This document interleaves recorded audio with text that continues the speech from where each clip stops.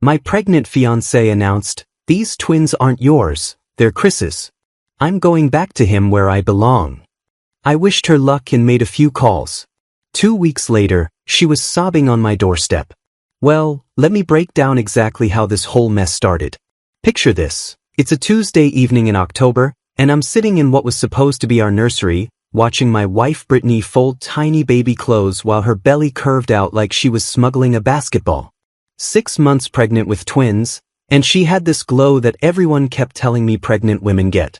I was 32, working as an automotive service manager here in San Antonio, and honestly thought I had life figured out.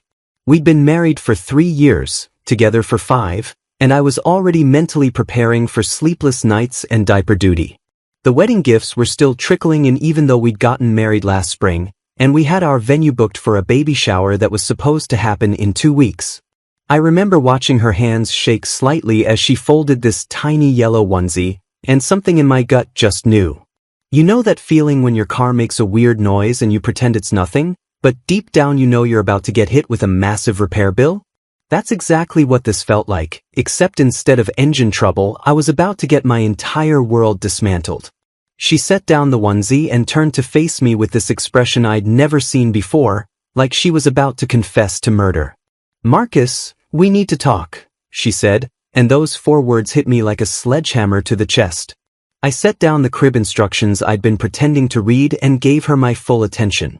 "These babies," she continued, her voice barely above a whisper, "they're not yours."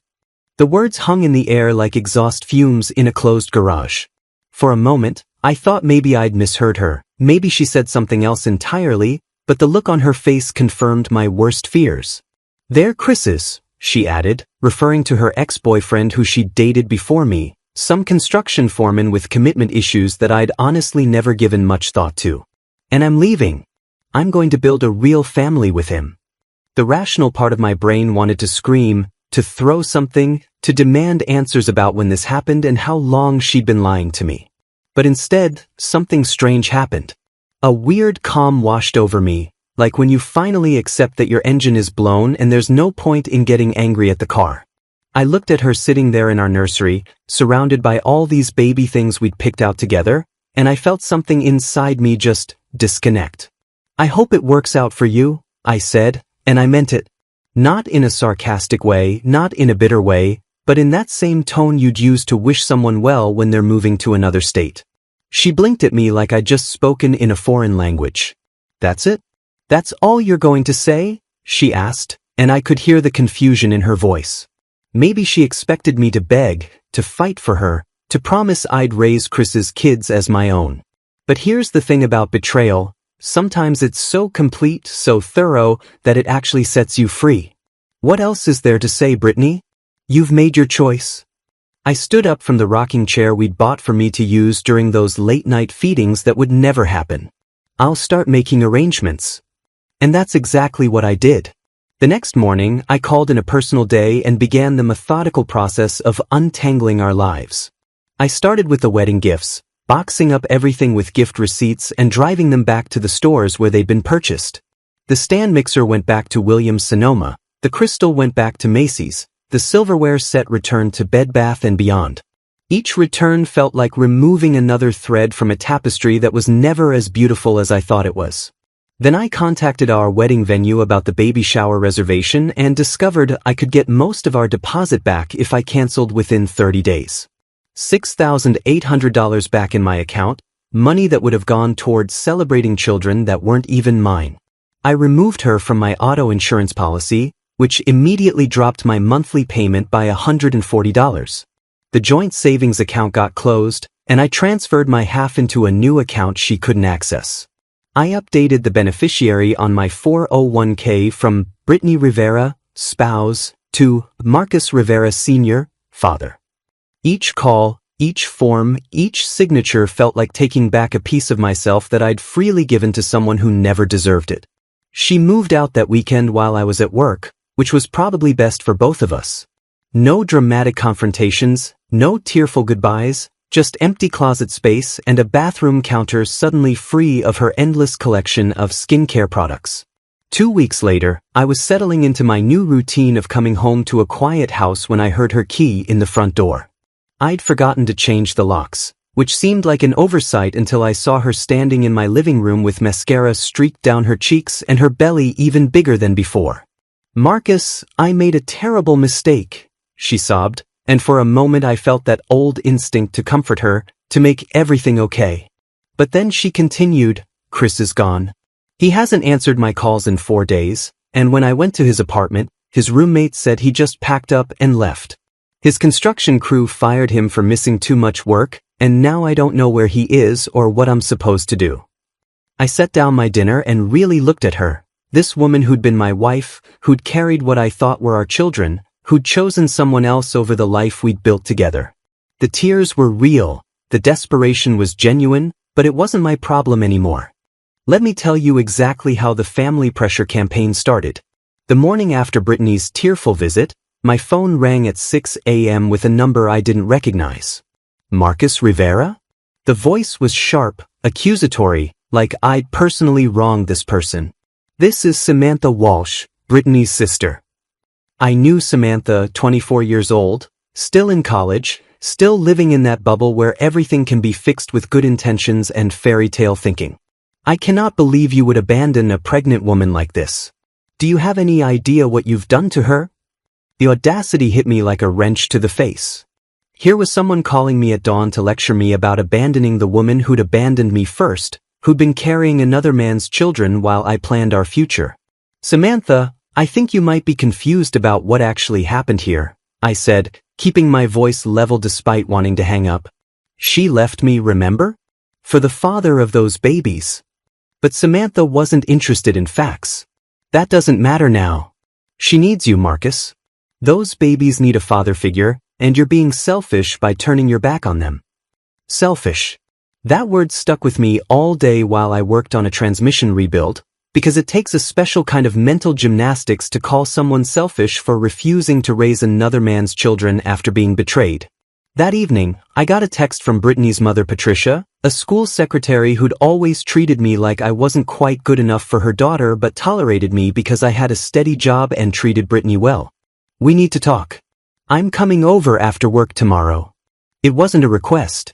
Patricia Walsh showed up at my door the next evening like she owned the place, marching past me into my living room without an invitation. She was 53, had that authoritative school administrator energy that made grown men feel like they were back in the principal's office getting scolded for something they didn't do. "Sit down, Marcus. We're going to discuss how you're going to step up like a real man and take responsibility for this situation." I remained standing, crossing my arms. "Patricia, with all due respect, your daughter chose to leave me for the actual father of those children. I'm not responsible for cleaning up the mess when that didn't work out." Her face turned red, and I could see where Brittany got her dramatic flair. "Those babies didn't ask to be born into this situation. You have the power to give them a stable home, a father who won't abandon them, and you're choosing your pride over innocent children." The manipulation was so transparent it was almost insulting.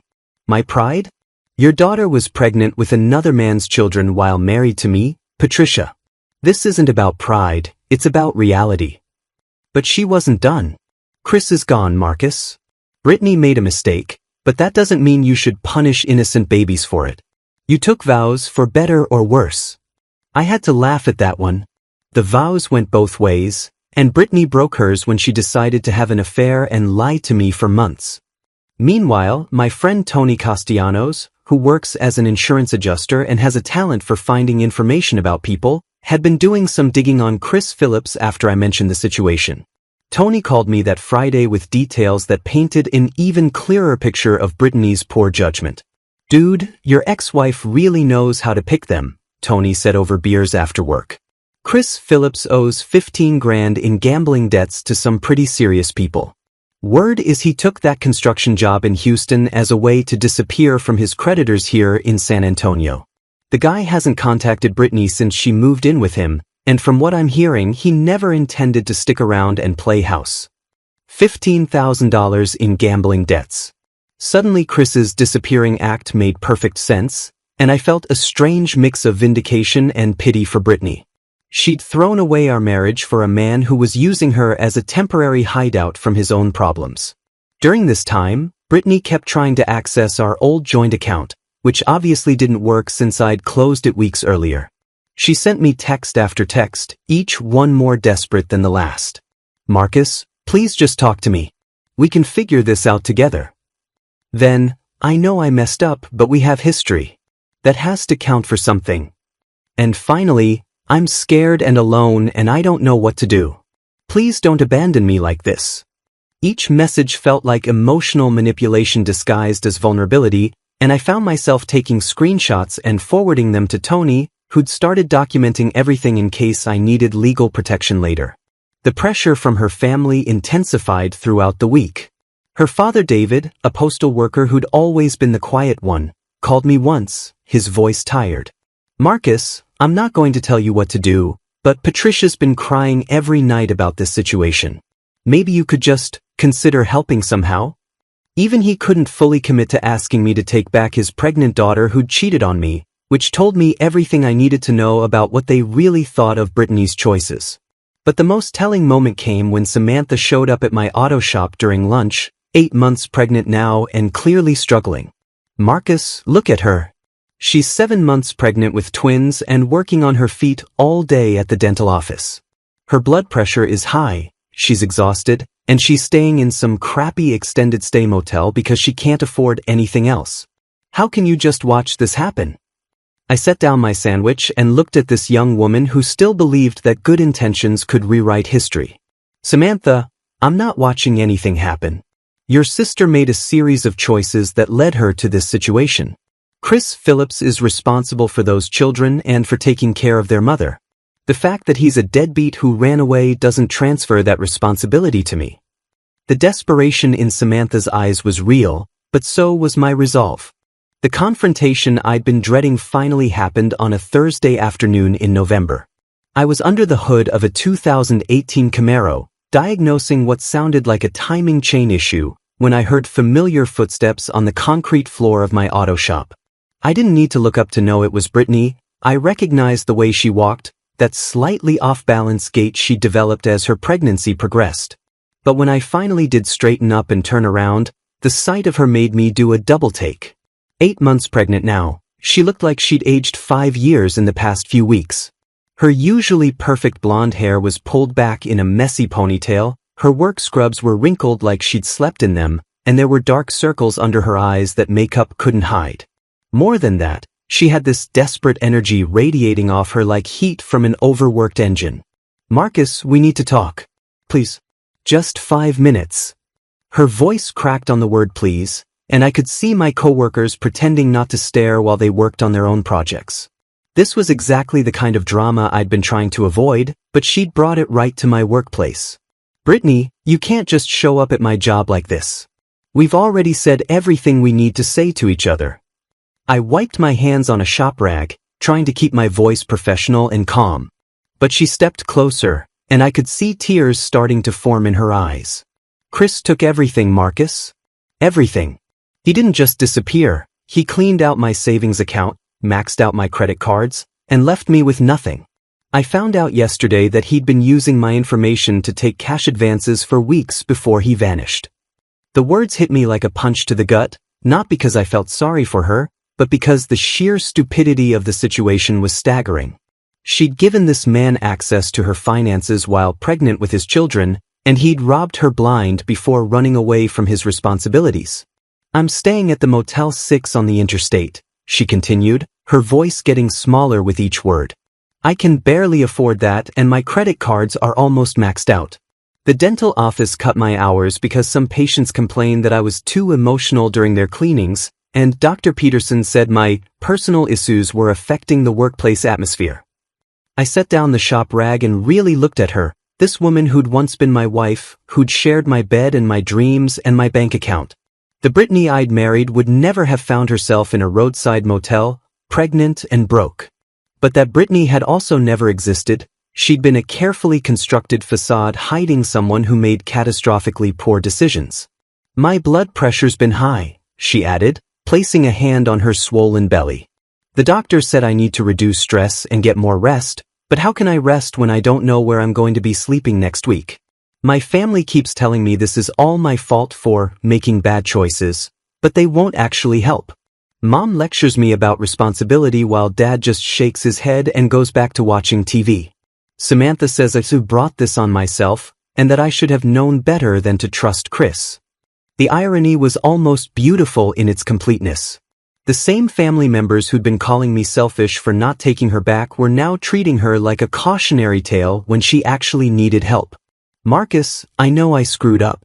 I know I hurt you in ways I can't even begin to make up for. But I'm desperate here. I don't have anyone else to turn to. She was crying openly now, and part of me, the part that had loved her for 5 years, wanted to reach out and comfort her. But that impulse died when I remembered all those months she'd been lying to me, all those times she'd let me talk about our future while knowing she was carrying another man's children. Brittany, I'm sorry you're in this situation. I really am.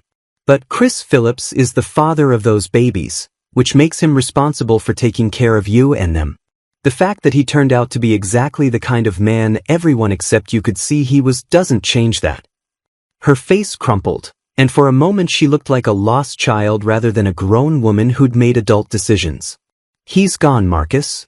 His phone's disconnected, his apartment's empty, and even his coworkers don't know where he went. I hired a private investigator with the last of my savings, and all she could tell me was that he probably left Texas entirely. I'm never going to see him again, and these babies are never going to know their father. The weight of her situation hung between us like exhaust fumes, thick and suffocating. I could see my coworkers trying to look busy while obviously listening to every word, and I knew this conversation would be the topic of break room discussion for weeks. But none of that mattered as much as the choice I was facing right now. She was standing there, 8 months pregnant with twins, broke and scared and asking me to save her from the consequences of her own decisions. The old Marcus, the one who'd loved her unconditionally, might have said yes. But that Marcus had died the night she told me those babies weren't mine. I can't help you, Brittany. Those children have a father, and it's not me. The fact that he's a coward who ran away doesn't make them my responsibility. She stared at me for a long moment, like she was seeing me clearly for the first time in years. Then she nodded once, wiped her eyes with the back of her hand, and walked out of my shop without another word. Fast forward 9 months, and let me paint you a picture of how everything turned out. I was pushing my cart through the cereal aisle at H-E-B on a Saturday morning when I heard a sound that stopped me in my tracks, the distinctive wailing of twin babies echoing through the store like a car alarm you can't shut off. Something about those cries made me look up from the granola bars I'd been comparing, and that's when I saw her. Brittany stood 3 aisles down in the baby food section, looking like she'd been through a blender set on high speed.